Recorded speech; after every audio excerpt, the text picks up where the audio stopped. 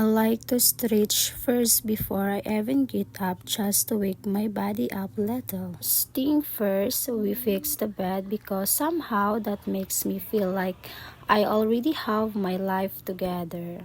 Good morning, everyone.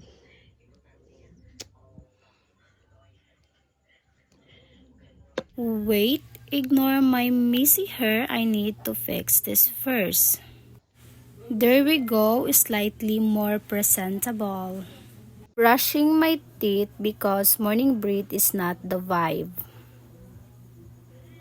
And washing my face to wake up properly. Wow, meron shot. I need to change because I have a lot to do this morning. This is my breakfast, lumpia with ketchup.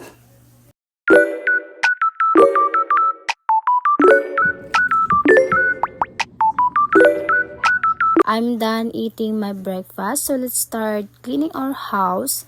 First is I fix our curtains to make it presentable to everyone. Uchada pulchatan awon.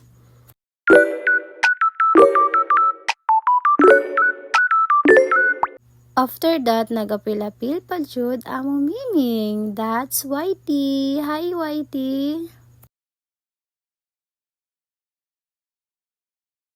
Okay, time to deal with these clothes. I'm going to fold our clothes first before doing anything else. Very thankful because I have two sisters, kambal sila. Of course, ginahelp ko nila every time nga na ako'y ginabuhat. Thank you guys! I arrange my things, especially my laptop because that is very important.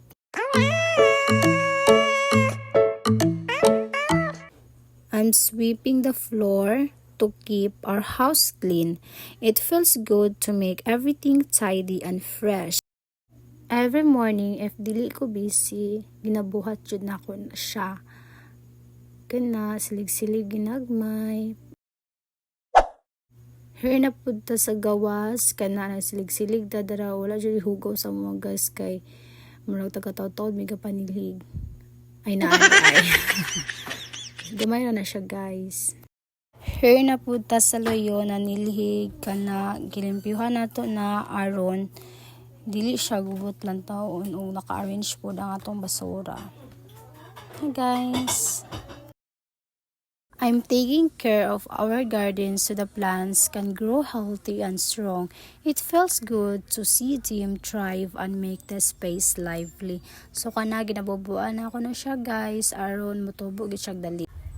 Nanapod ta dara ato nang giatiman ato ang gitanom nga gamay nga alugbati. Dagan na siya pero ambot nga wala na ang uban. So kana sa sili na pud ta dako na kay na siya grabing grow na gid sa sili na ra. Oh, flexing our sili. Kana gilimpyuhan na pud nato.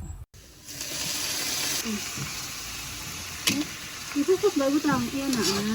Mao ni among paniod to. Ako yung luto ana. After everything, karon nga adlaw is nagpahilot ko sa kong ulo kay grabe gid ka sakit. Amo na akong reaction guys. Sakit ka kong ulo. That's all.